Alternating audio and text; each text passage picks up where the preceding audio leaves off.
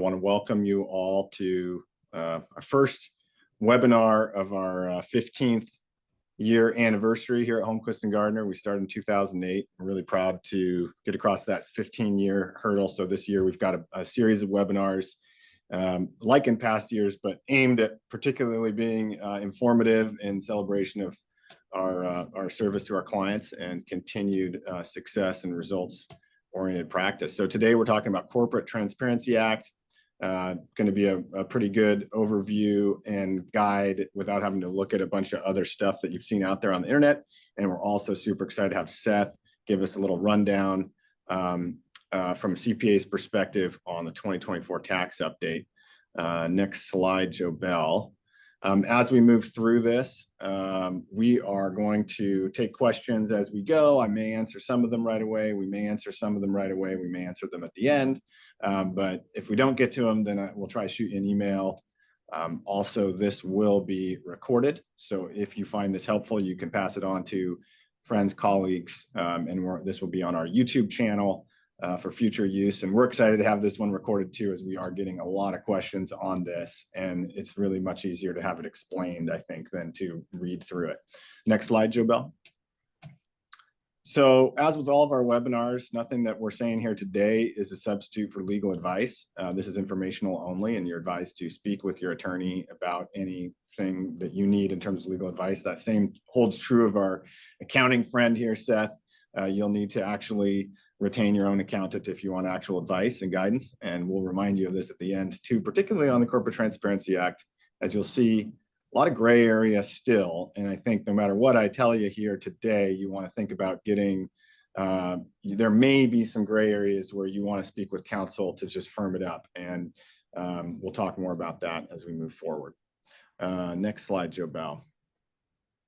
So yeah, very excited to have Seth Gemar with us today. Seth is in his 18th year tax practice, started RSM, went to Jackson Hunt over in West Seattle before becoming a partner at WGN. As with a lot of our guests, we have a long-term relationship with Seth. He's worked with a lot of our clients, and we definitely rely on Seth for guidance, and our clients do as well. So super excited to get some insight here on some of the potential changes and what's going to happen. He's going to ride along with me on the CPA Act stuff. Just to be super clear, sorry, CTA, just to be super clear, Seth and other accountants have made us aware. It's definitely legal guidance, not something that accountants can give. Other accountants have told me that there has been guidance from malpractice carriers for accountants that have said basically in no uncertain terms that no, your firm cannot give guidance on the CTA. That is not in the purview of practicing accountants. So if your accountant gives you sort of some pushback when you ask them some questions, that's what's happening. They come by it honestly. And we're going to cover a lot of this today. So Seth may have some questions, and then we'll get into the 2024 update. Our email addresses are right here. Feel free to email, and maybe we'll be able to answer questions, or you can retain us. Okay, next slide, Joe Bell. All right, so we got this new act, yay. What is it? It's the Corporate Transparency Act passed in 2021 as a part of this other larger act that I think originated in the 60s, the National Defense Authorization Act. The CTA is there to combat money laundering. And I think before you have your knee-jerk reaction, which I certainly had when I first read about the act a couple of years ago that it was coming, it's like, oh my gosh, this is just a huge burden. Our firm has started many hundreds of LLCs over the years. All these business owners are going to have this huge additional burden. Here's the government again, adding this extra thing on top of the 5 other things we've got to do annually. But then when you think about it a little bit, you're like, wait a second. If this technology had existed when they started or created the ability for you to form your entity on the Secretary of State website digitally, then they would have had all these requirements in place. The only reason they didn't is because the technology didn't exist to make that easy. You can think about what they would have been asking in the early 90s before like the internet was prevalent to try to register a picture of your ID and provide your social security number every time you wanted to start an entity. That would be really difficult. But now, practically speaking, as we'll see today, it's pretty easy. It's not that difficult. It's very simple. And you'll see the website they set up is actually really easy to use. So what they're trying to combat is folks that, unfortunately have used the system to start these entities, move money around within them, and basically never pay their taxes. And those, whatever you want to call them, sham shell entities, sham companies, they're trying to circumvent that and make it so that that's not possible. That is their express goal here, is to combat money laundering. So with that, it's not their express goal to make your life miserable with a bunch of administrative burden. So they actually have, to their credit, made this a fairly simple process. It's important to think about that when we think about whether you have to report and why. The end goal here is just figure out who owns this entity, who has substantial control, who's a beneficial owner. So next slide, Joe Bell. So that's the policy behind the act, is trying to just make sure that they understand what people are attached to what entities. And when I say people, I do mean the actual people, okay? And there may be certain times where an entity is registering, but within a subset of entities. But key thing here is that it's people registering as the actual owners of the entity. Now, the key deadlines right now are that this all went into effect January 1, 2024. So that is now. And that means any entity that files right now, go to the Secretary of State, fill out the form, get your new LLC, you have 60 days to report and do what I'm about to show you how to do.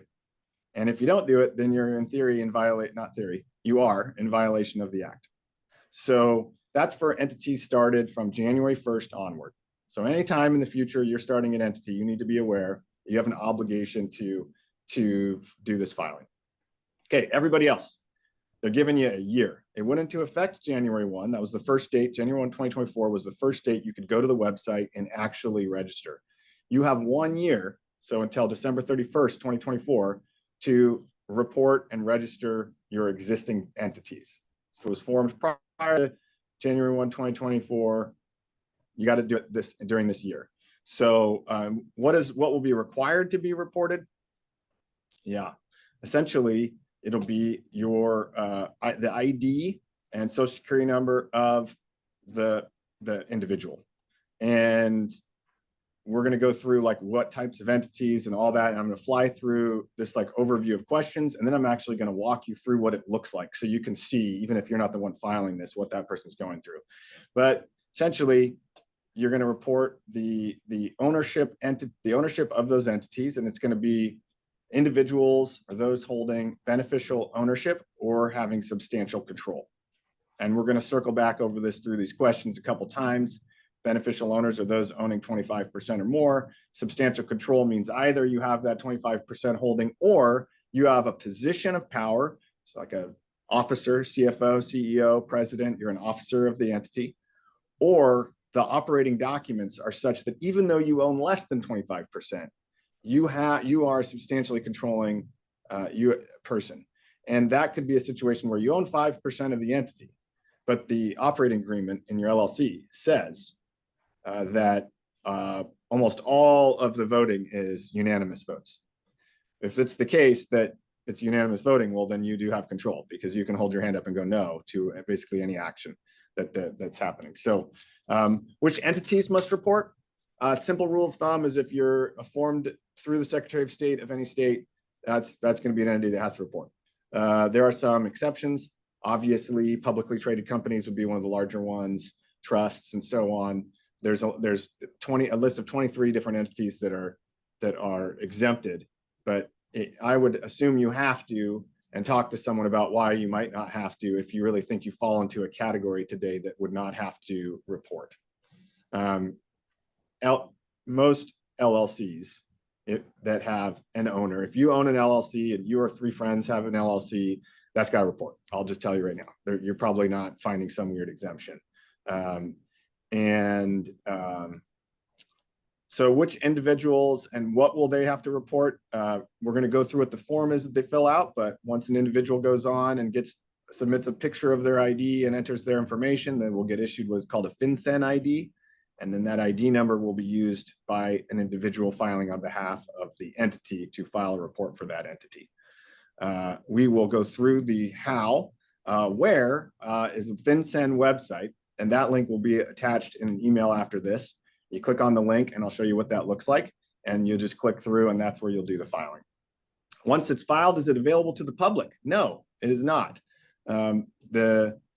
I should have said it's the inception of this, but the rules are changing rapidly on this, and they are holding, they held a press conference like on December 28th or something like that with some updated rules and discussion about disclosure of the information. So it is changing, and they are going to make some rules about it. But at present, the people that are going to have access to this information are law enforcement. And then in theory, which I don't know that they fully set this up yet, if you as a reporter individual like Seth Gemar goes to get a credit check on himself, he can consent to let the lenders and other third parties review what he has filed on FinCEN. So this will be used in theory as a creditworthiness test, or in the event you're going to take a loan out and people want to know exactly how many entities you own, it would be all disclosed here, or confirm that you have reported.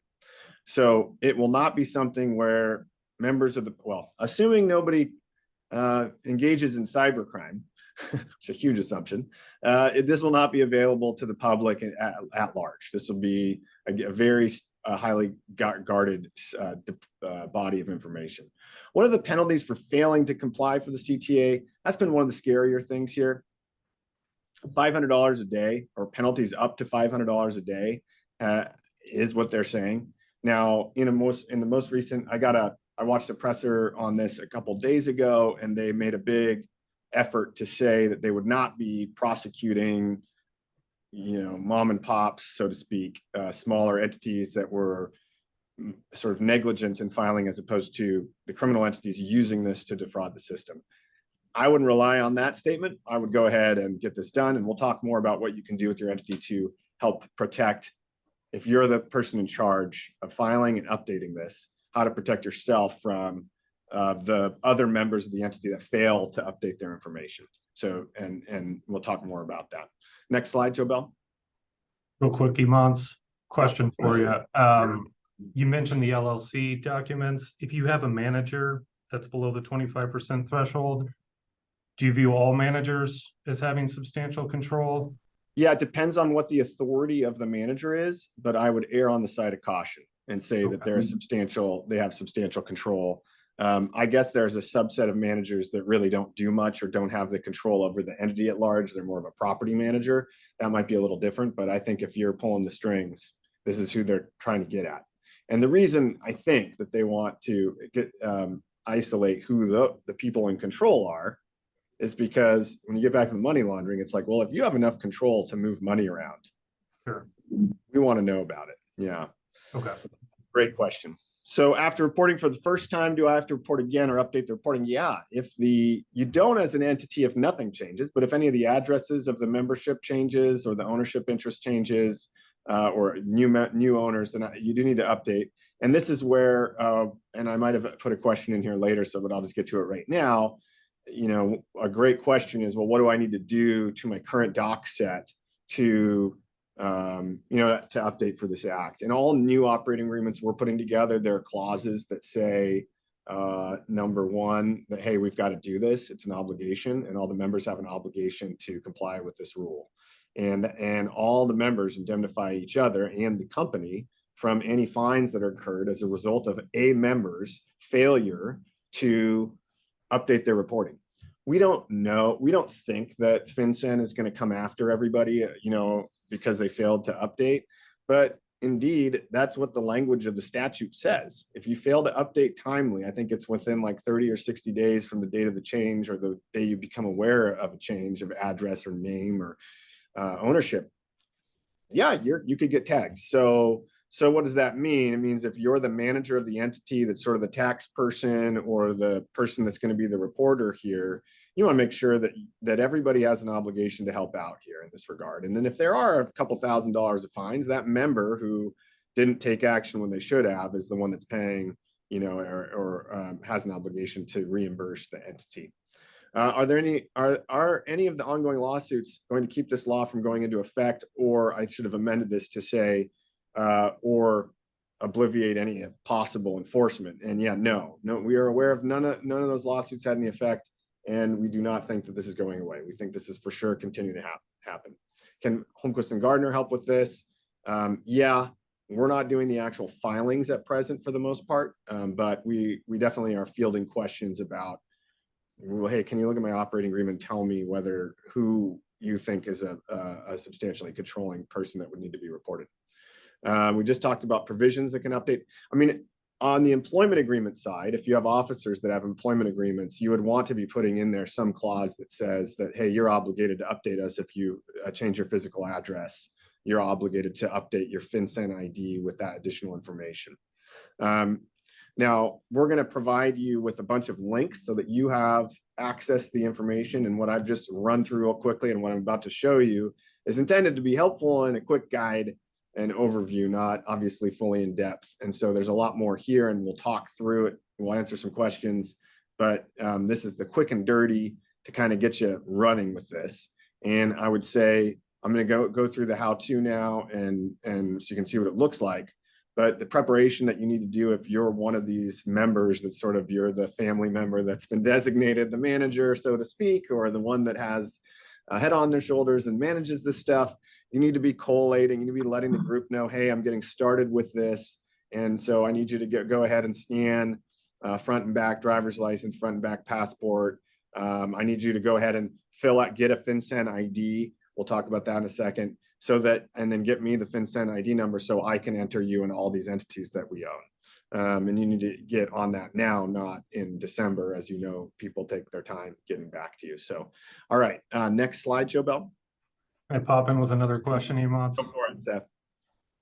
So you put this in the document to protect everyone in case you have a member who won't update it. Yeah.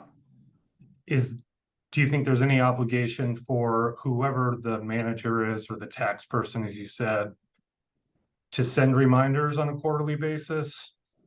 I mean, Yeah, I know it's every 30 days, but I mean, it's not every 30 days. I think when you go and you're in that time period where you're submitting your annual report, or when you're sending everybody their K1s, it's probably we're going to start seeing this in a lot of form emails from these types of folks that are in that position where they have, like, they're managing groups of syndications or LLCs where everyone's got 50 grand in it or whatever. You're going to see a request to have someone to have people update information as necessary if they're over that 25% threshold.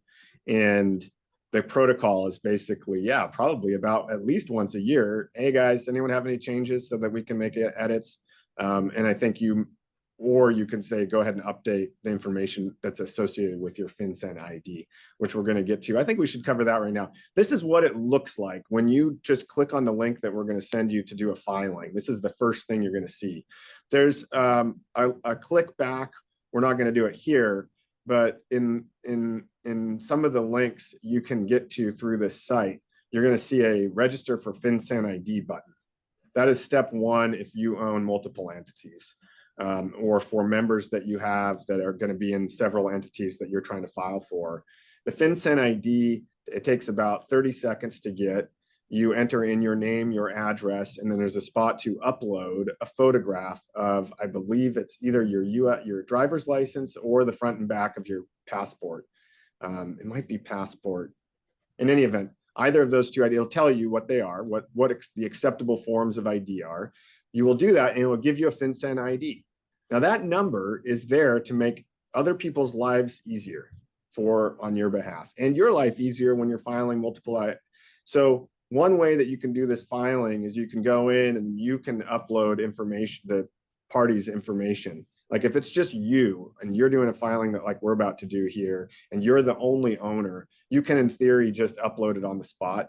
But again, if you have multiple entities, you want to upload that data, get a FinCEN ID number, and then as you'll see, instead of having to enter in a whole bunch of information, which I will show you, you can just put the FinCEN ID number of that person or yourself, and the system knows, and you don't have to re-upload. This is why part of what I was saying earlier about how slick the system is. So assuming for the moment that you've completed the FinCEN ID portion, because that is very simple, we're just going to go through this filing.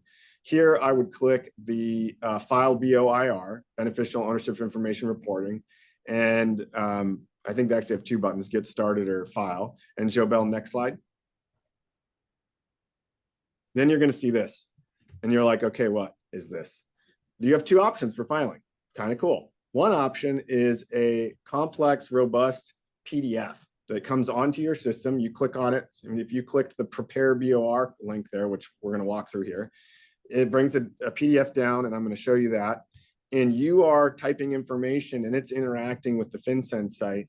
And then instead of just a one-shot filing, it's a step-by-step. First, you validate, you enter in all the information, then you validate, then it saves a copy to your system, so you have a copy of it. And then if you want to wait and check on something, you can just pause right there and circle back later. And then finally, you can hit submit, and then you're submitted. Now, if you're doing a lot of entities, well, frankly, if you're doing any, this is the one to use. I would avoid, unless you're like in a rush or you have to go to the restroom quickly or something, I would avoid the file online BOIR button. There may be some in the future, maybe I'll change my judgment on this, but I have liked the PDF version a lot. And the ones that I've done so far, I've used that and found it to be the way to go. So we're going to click Prepare BOIR now, and Jobel's going to go to the next slide. And this is what you see. And the first, all those gray buttons there, instructions, validate, finalize, those are all buttons. And so as you hit those, those things are going to happen. So here, it's an initial report, correct prior report, update prior report. It's kind of easy to know what you're going to be doing here, right? You put in your information, tax ID, legal name, and then the other thing I would point out about this page is up above, you can see where it says those tabs where it says home, reporting company, company applicants, and beneficial owner at the top. Those are what we're going to see next. And you can scroll between them to make sure you've got things correct. So this is the home page. Then we're going to go to reporting company. You can go to the next slide, Jobel. Now you're entering in. Now you can see the first box you can check here is request to receive FinCEN identifier number. What the heck is that? Well, here you can actually get a FinCEN identifier number for this entity. Now, again, you might be one of these folks that has like 30 entities and 5 entities are members of other entities. So it might be easiest to get a FinCEN ID for that entity itself, just like you're going to get a FinCEN ID for you personally. Full legal name, reporting company, these are all sort of self-explanatory. And you're going to see all the address information going. Now, if you had a FinCEN ID number for, and you'll see this as we get to the beneficial owner page, it obviates the need to refill all that garbage out. So again, very slick. And I think you get you'll see that if you do a few of these, it's like, oh man, this is awesome. And it actually goes pretty quickly on the upload too. So company applicants. Let's go next page, Jobel. Okay, now what is this? This is if you are the one that actually filed the entity. Okay, so I neglected to say when the who needs to file question.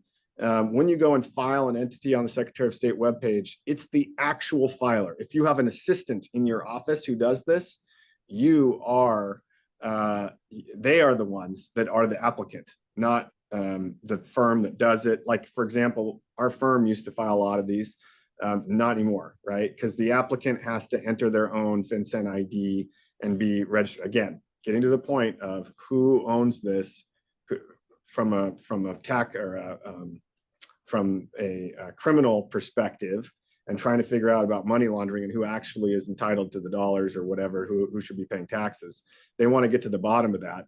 So it's the actual person who does the filing. And we can go to the next one. Beneficial owners. This is kind of the meat of the whole deal. Okay. And what you will see here is it's not immediately apparent that you're going to fill one of these sheets out for each member. So you can kind of see where it says 1 of 1, and then next to that is a plus and minus. You're going to enter, if I was doing this and it was an entity I owned with 3 folks, I would enter my FinCEN ID number right there, where the white box is and what would be clicking right now. Then I'm going to hit the plus button, and it's going to bring up a whole other page. Now, obviously, if this person doesn't have a FinCEN ID number, then I'm going to enter all this information, and I'm going to add the attachment, which is a photocopy of the proper ID, and I'm going to do all that for them. in an ideal world, if you're doing these for other people, you are not validating other people's ID, right? I mean, I guess there's a time and a place where it's your grandmother or something trying to help out. But if you have functioning adults, they should be getting their own FinCEN ID number, and they should be updating that information themselves. And that would put them in sort of that responsibility camp. So you hit the plus number or the plus button here, add FinCEN IDs, and then you're going to go, it's going to circle you all the way back. I think even the next slide here, I might be done, right, Joe Bell? Like if you go to the next slide, yeah. So go back one page, Joe Bell. This is kind of it. Once you're done here, you're going to go hit the button that says validate, and it's going to run the information, just make sure there aren't any errors. And then you're going to save a copy to your hard drive, and then you're going to submit it, and then you're done, and it's over. And the whole thing can be, as quick as a few minutes, and Bob's your uncle, whatever that means. I've learned that the Canadians say that a lot. So again, very simple, but if you don't do it, there are huge penalties. Or if the number of beneficial owners changes, or if these address changes, and they need to be updated. So in an ideal world, the people that own their FinCEN ID numbers go in and update their address associated with that FinCEN ID, and then you're never having to do that as the owner of the entity. Now, if the entity has ownership changes, that'd be one where you'd file. If we go back to the first page here, you have the opportunity to do a corrective filing or an updated filing. You would click that button, and you're good to go. So, and if you have any questions as you're doing this, check with your attorney, of course. I did get a question here. See if we, what IDs are required to get a FinCEN ID? What IDs are required to report beneficial owners? Yeah, it's going to be driver's license, and I'm pretty sure passport is the preferred. Everyone I've done and everybody that I've had file one, we just went ahead and did front and back of passports. So, and there won't be different kinds of ID than the government issued kind. So, okay, so now I just covered that in, I think, 30 minutes. We're going to hope to spend 10 minutes or less going through some of these new tax updates, and then we'll answer any further questions that we have. And we really appreciate having Seth on board to run through these, because we are now tax advisors at Holmquist and Gardner, and we don't give tax advice. So with that, Seth, why don't you run us through some of the 2024 updates? Sure. Thanks for having me. So Emons was talking about law that is actually on the books. I'm going to talk about this act that is not law yet, but could be law in the next couple of weeks, and why we should be paying attention to that right now. So next slide has an overview. So this passed the House of Representatives at the end of January, and it caught most people off guard. One, because it had broad bipartisan support, and almost nothing in Congress has that kind of support, especially in the tax world. And so the leaders of the Senate and the House Ways and Means Committee got together, identified some key business relief they wanted, along with improvements to the child tax credit, and said, can we cut a smaller tax deal? It got through the House, they sent it to the Senate, and the Senate has not done anything with it since the beginning of February, primarily because they've been on a 2-week break. And so they're back. They're working on funding the government. I believe they just passed a short-term extension, and we're hoping they either vote this into law or let all the accountants know they're not going to go retroactively change the tax code on us. So let's go to the next slide. The big change that's going to impact most small business owners is the concept of the extension of bonus depreciation. And that was the big tax break that the Republicans wanted as part of this. The R&D changes and the interest expense limitation, those impact mostly large businesses. And so those were smaller needs, but the bonus depreciation is big for all taxpayers. Democrats wanted to make the child tax credit more easier to have it be refundable. And so they changed the formula on that to help out lower income taxpayers. And then both parties made some small adjustments to the 1099 reporting, and then agreed on how they would fund this, considering we're running deficits right now that we've never seen before. So next slide. So this is the big one. Anyone who's run a business that has capital assets, commercial building, rental real estate, any sort of large equipment, they know that under the tax code,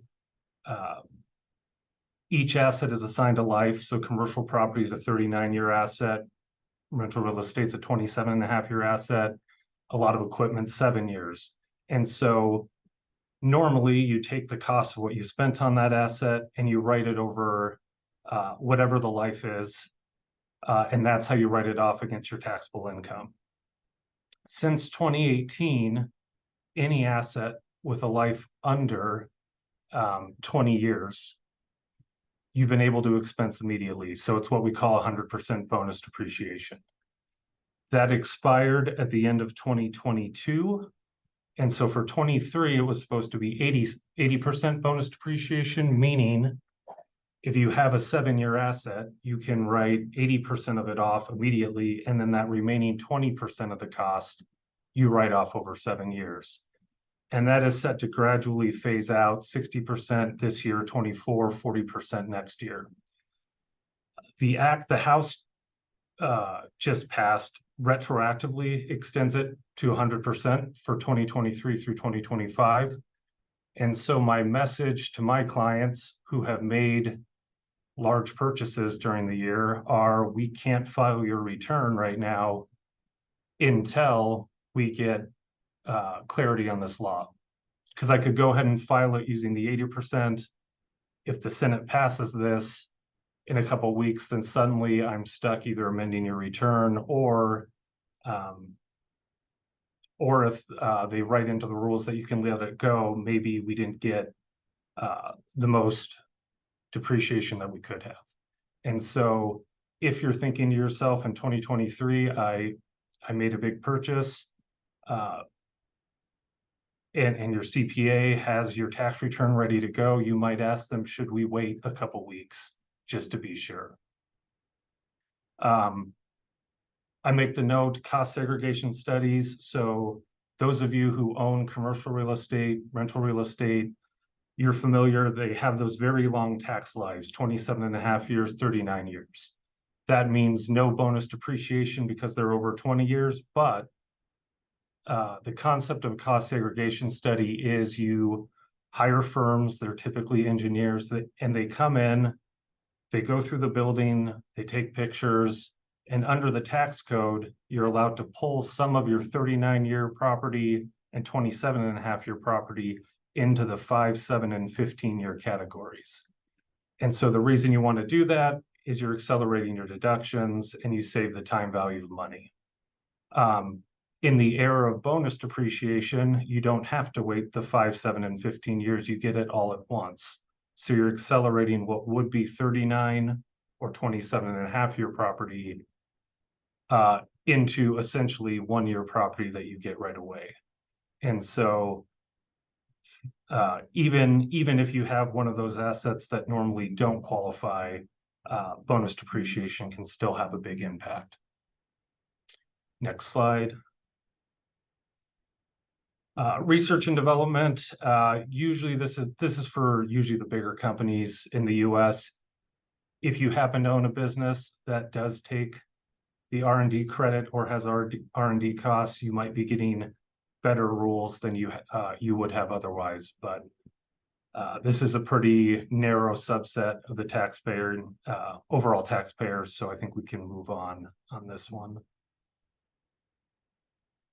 Interest deductibility since the Tax Act that passed at the end of 2018, very large companies, meaning right now more than 29 million in gross revenue, have to essentially go through a formula to see if they can deduct their interest. under current law, that's called adjustable taxable income, and you're not allowed to add back your depreciation and amortization. So in the era of bonus depreciation, that's a pretty punitive rule because you're writing off all this equipment all at once. The Act wants to change the definition of that, so those larger taxpayers who have financed major purchases can deduct some of their interest that they wouldn't otherwise be able to. But again, only the largest taxpayers, 29 million, so doesn't impact most smaller businesses. Next slide. The child tax credit, this is supposed to happen automatically. So if you've already filed your personal return and you think this might apply, the IRS is supposed to automatically send out refunds if Congress changes everything after the fact. But the idea right now is if you don't have enough tax to fully utilize your child tax credit, only a small portion of it's refundable. The idea is they want to change that to make it instead of being based on earned income, it's earned income times the number of children you have. So the idea is it's putting more money in the pocket of lower income Americans. In addition to that, they also want to increase the child tax credit for inflation, which would hit many taxpayers because it's been at $2,000 per child since 2018, except for the COVID rules where they temporarily increased it for a year. Next slide. There are some minor provisions in this that the 179 is a very subtle change. It's a different way that you can accelerate depreciation, but it's not as flexible as bonus. Your accountant will know if that applies to you or not. What is helpful is if you've ever run a business, you know you have to send out 1099s for any payment over 600 for services, rent. The Act wants to at least bump that up to 1,000 and put in an inflation adjustment. So hopefully fewer of those have to go out the door, because I know that's a big headache to track down everyone's information. And then if you suffered a casualty loss in a presidential disaster area, you might get the ability to write those losses off in a way that doesn't currently exist, but that's a pretty narrow provision. Next slide. And then the way they're going to pay for this, again, if you've had a small business, you've probably heard of the employee retention credit. It was a very beneficial credit. The problem with it is the rules were so vague that it opened itself up for rampant fraud. And so they thought it was going to cost 86 billion. It's already cost 230 billion, and claims are still being submitted or can be submitted the way the law is written. So Congress decided to, if we just shut this program down, we'll have enough money to pass all these other tax changes, which they think will cost 80 billion. So if you were eligible for the ERC and haven't claimed it, and this passes, you're going to be out of luck. So that's how they're going to pay for this, using logic that's reserved for Congress. But next slide. What's next? The Senate just extended the budget deadlines to, I believe, March 8th and March 22nd. So if this does pass, they think they'll tack it on in that time frame, simply because they're retroactively changing the law. So they know this either has to happen or they just have to push it off.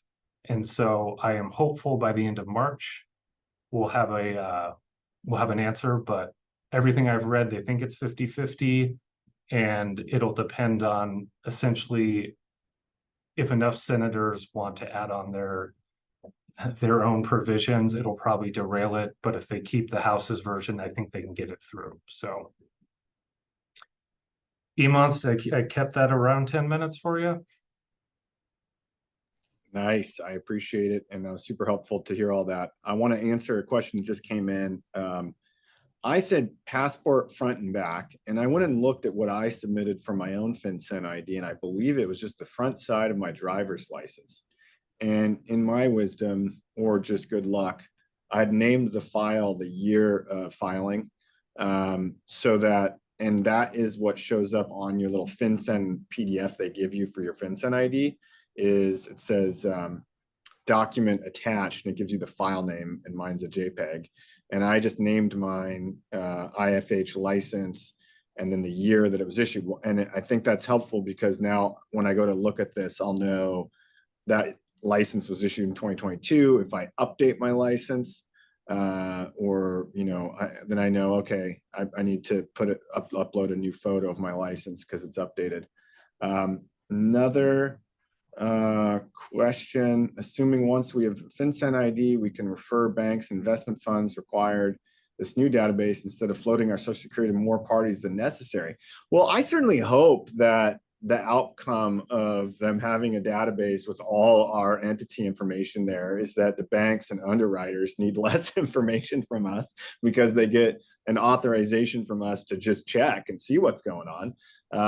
And then they need less replication of our social security numbers. I hope that's the case. I'm not sure that will be, that seems like wishful thinking. But it does seem like something that will be a helpful side benefit of this, is that there is some ease of underwriting. And I guess I just question, like, why would a bank trust that someone has done all of their filings? I mean, it'd be easy to leave something out, right? But yeah, that could be an offshoot. And I want to make it clear so that you don't feel like, oh, I'm putting this information up there and then just available to everybody. It literally, the filer has to give their consent for a bank to run that search. And without that, it's not like you're going to see banks, you know, that you just randomly apply for credit on a credit app and then they get all this. I think you're going to see a special form that specifically authorizes them to use your FinCEN ID and run a search before they get to. Now, again, this has everything that I said about FinCEN, everything that you read about FinCEN, it's all subject to change. It's a very new system, and even the rules for it are, including who can access it, are in flux.